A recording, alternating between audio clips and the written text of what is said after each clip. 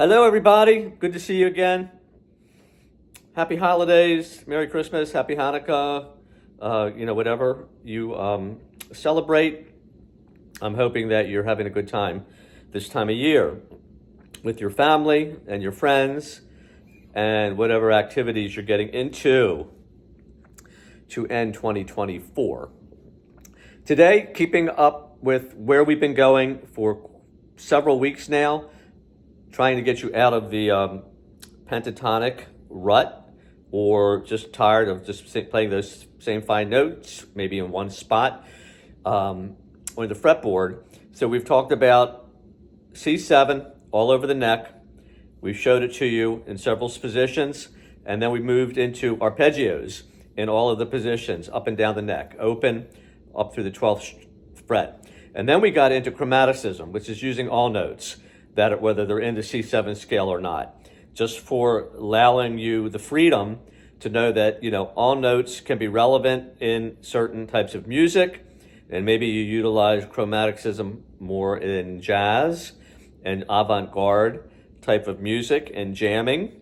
You're not going to find it too much in pop and most other music forms, but certain forms you will, and it can free you up, and you don't have to use a chromaticism when you're playing country, or maybe you can, because you can add in some lines that will be, that can work.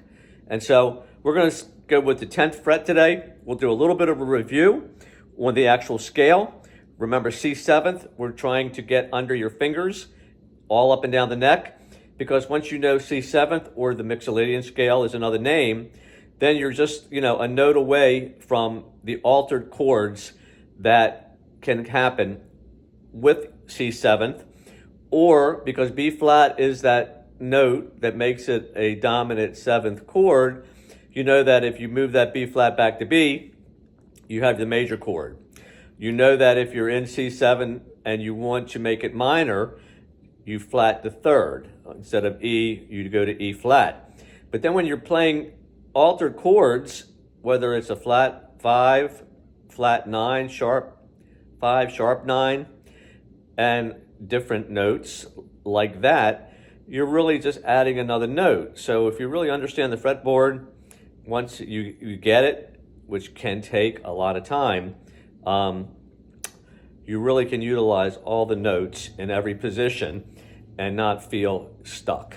So I'm going to be reading off of this chart right here, some of the chromaticism with the scale and with the arpeggios. So just for a review, remember we're on the 10th fret, and the scale that we're going to do, or that we're going to utilize all the notes, because you need to know every string in every position what notes are C7.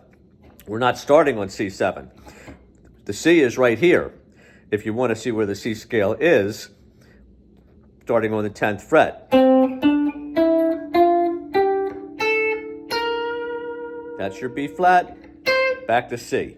So all the other notes are in the C7 scale, but it's just parts of it that where we start. We're starting on the D. Okay, so that's the second. Here's your C and there's your D.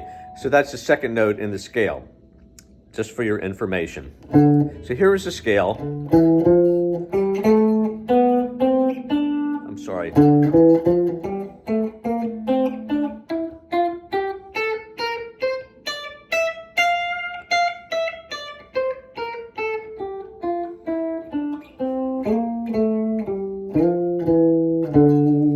We showed you some arpeggios.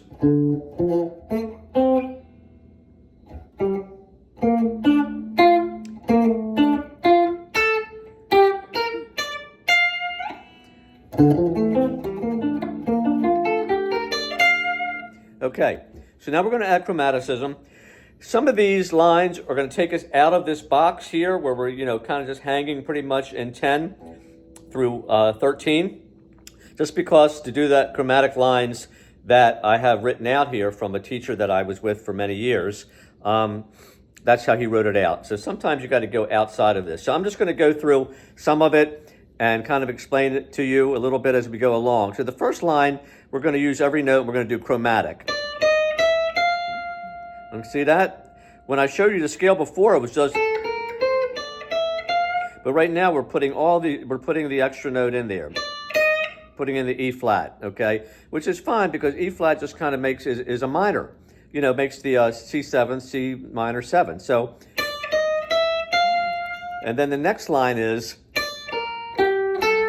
so we're adding that B flat in there. This is kind of like an arpeggio.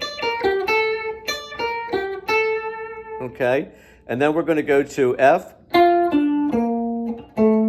So that's kind of maybe just a run, or you could say it's arpeggio. We're going from, we're starting on, actually we're going to, we're starting on the F, and then we're going to D, B flat, A. And then the next one really is pretty much starting on the E, which is the note that we go down to the 9th fret, and we're doing chromaticism up to the G. So instead of just doing, we're adding in that G flat. And then we've got here another chromatic line, 4 notes, half steps. And then we're going to do the same thing with chromaticism starting on the E string. It's all chromatic, adding every note. And then we're going to go to, that's a good arpeggio. G, B flat, D, F. I mean, I wanted to just go to the E. And then the next line,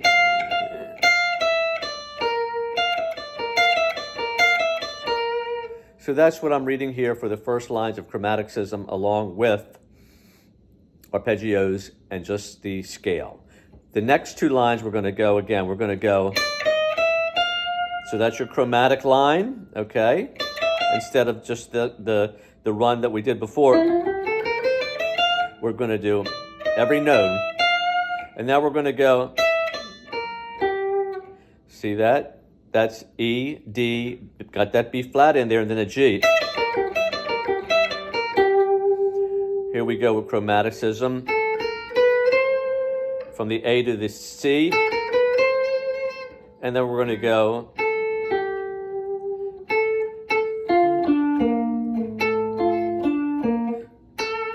we're starting on A, F, D, B flat. So that's kind of, that's the arpeggio we did before, but we're going backwards. Okay? And then we're going to go,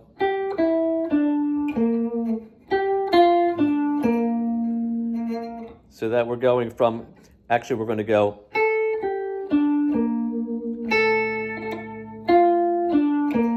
all right, so we already did that one. So now we're going to go E, B flat, and that's kind of out of that range, okay?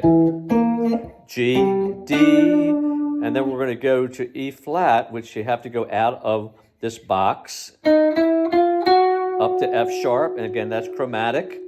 And then we're going to start with G, the same one we did before, arpeggio. And then, see, we're going to D flat there, so we're going a chromaticism, but we're going outside of the C7 scale.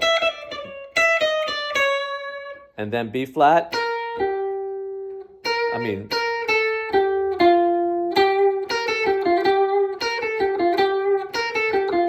and that's just using the notes again, that from the scale.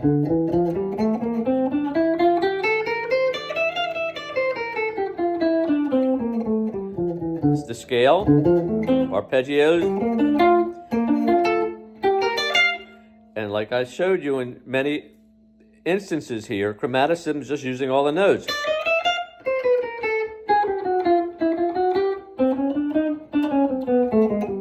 Don't be afraid. There's a good note next to every, off note, and you play outside, you play inside. You want to be inside most of the time, but when you're using chromaticism, you are outside, okay? And it's going to sound off, but every now and then you'll listen to songs and there's like that off note there, like Allman Brothers, Dickie Betts like to add in, that like, that's not in the scale for that particular song.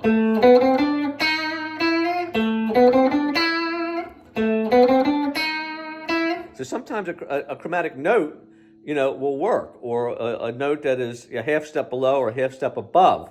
And that was just a little portion of a memory of Elizabeth Reed, that if you listen to some of those lines in there, they're definitely using some other notes that are in the chromatic scale that are not in the scale of, that would be in, playing in an A minor.